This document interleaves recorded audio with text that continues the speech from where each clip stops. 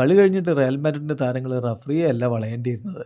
നേരെ ഡ്രസ്സിംഗ് റൂമിലേക്ക് ഓടി ചെല്ലണമായിരുന്നു. എന്നിട്ട് ദേഷ്യം മുഴുവനും അവൻ്റെ മേലെ കമവിംഗയുടെ മേലെ തീർക്കണമായിരുന്നു. അവൻ ചെയ്തത് വലിയ സ്റ്റുപ്പിഡിറ്റിയാണ്.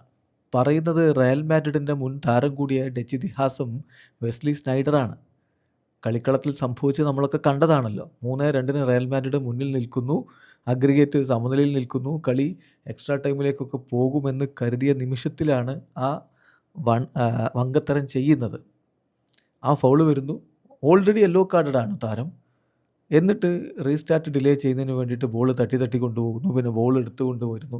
അതവിടെ ഡ്രോപ്പ് ചെയ്യുന്നു. എല്ലാം കൂടി ആയപ്പോൾ റെഫറി രണ്ടാമത്തെ യെല്ലോ കാർഡ് കൊടുത്തു. അത് റെഡ് കാർഡായി. തീർച്ചയായിട്ടും അങ്ങനെ ഒരു കളിക്കാരനെ പുറത്താക്കാൻ പറ്റുമോ ഇല്ലയോ എന്നുള്ള ചോദ്യം വേറെ. കളിക്ക് ശേഷം റയൽ മാഡ്രിഡിൻ്റെ താരങ്ങൾ വലിയ രൂപത്തിൽ റെഫറിക്ക് നേരെ തിരിഞ്ഞു. ഒടുവിൽ റെഫറി ആർദ ഗുളർക്ക് കൂടി റെഡ് കാർഡ് വീശിയിട്ടാണ് അവിടെ നിന്ന് പോയത്. അപ്പോൾ തർക്കവും ചർച്ചയൊക്കെ വേറെ നടക്കുന്നുണ്ട്. അൽവാരോ ആർബിലോവ കളിക്ക് ശേഷം പറഞ്ഞു, ഇറ്റ്സ് അൺഫെയർ. ഒരിക്കലും ഇത് അംഗീകരിക്കാൻ പറ്റില്ല. ഇങ്ങനെ നിങ്ങൾക്കൊരു കളിക്കാരനെ പുറത്താക്കാനും പറ്റില്ല. തീർച്ചയായിട്ടും റഫറി ചെയ്തത് മിസ്റ്റേക്കാണ് എന്നാണ് ആർബിലോവ പറഞ്ഞത്. റയലിൻ്റെ താരങ്ങളൊക്കെ അതേ വാദത്തിലാണ്.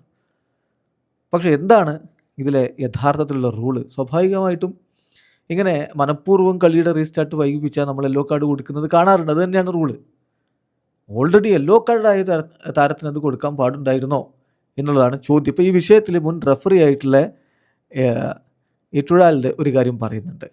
അതായത് at this level you cannot book A player for that and leave dum with 10 man. ഈ ലെവലിൽ ചാമ്പ്യൻസ് ലീഗ് പോലുള്ളൊരു മത്സരത്തിൽ ഇത്തരം ഒരു വിഷയത്തിൻ്റെ പേരിൽ ഒരു താരത്തെ നിങ്ങൾക്ക് സെൻഡ് ഓഫ് ചെയ്യാൻ പറ്റില്ല. അത് ശരിയല്ല. എന്നിട്ട് എതിർ ടീമിനെ 10 പേരായി ചുരുക്കുന്നത് ശരിയല്ല. റഫറി എന്ന് പറഞ്ഞാൽ കളിയെ നല്ല രൂപത്തിൽ മാനേജ് ചെയ്ത് കളി നല്ല രൂപത്തിൽ കൊണ്ടുപോകാൻ സഹായിക്കേണ്ട ആളാണ്. അപ്പോൾ ആ അർത്ഥത്തിൽ അവിടെ വിൻസിച്ച് പുവർ മാനേജ്മെൻറ്റാണ് ശരിക്കും ചെയ്തത്. ഈ റെഡ് കാർഡ് ഒഴിവാക്കാമായിരുന്നു. പക്ഷേ കമവിംഗ ഒരിക്കലും ആ ബോൾ പിക്ക് ചെയ്യാൻ പാടുണ്ടായിരുന്നില്ല എന്നതും ശരിയാണ് എന്നാണ് മുൻ റഫറി പറയുന്നത്. സംഗതി പിടികിട്ടിയല്ലോ. അതായത് ഈ ബോൾ എടുത്തു ഇങ്ങനെ പോയി ചെയ്യുന്നതൊക്കെ യെല്ലോ കാർഡിന് അർഹമായിട്ട് തെറ്റ് തന്നെയാണ്. പിന്നെ ഇത്തരം ഈ ലെവലിലൊക്കെയുള്ള കളി വെച്ച് നോക്കുമ്പോൾ റഫറിക്ക് തീരുമാനിക്കാം അത് വീണ്ടും കാർഡ് കൊടുത്ത് റെഡ് കാർഡൊക്കെ ആക്കണമെന്ന്. കാരണം ഓൾറെഡി അയാൾ യെല്ലോ കാർഡറാണ്. അവിടെ വാലൻ്റായിട്ടൊന്നും ചെയ്തിട്ടില്ല. അത്തരത്തിലുള്ള ഇഷ്യൂസ് ഇല്ല. കളി റീസ്റ്റാർട്ട് ചെയ്യാൻ വൈകിപ്പിച്ചതാണ്. ഒരു വാർണിംഗ് കൊടുത്ത് ഒഴിവാക്കാമായിരുന്നു. അതിനപ്പുറത്തേക്ക് കൊണ്ടുപോകേണ്ടതില്ല.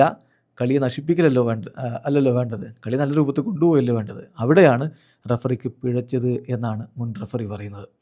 അപ്പോൾ ഇതിൽ വ്യത്യസ്ത അഭിപ്രായങ്ങളുണ്ടാവും. നിങ്ങളുടെ അഭിപ്രായങ്ങൾ കമൻറ്റ് ബോക്സിൽ രേഖപ്പെടുത്തൂ.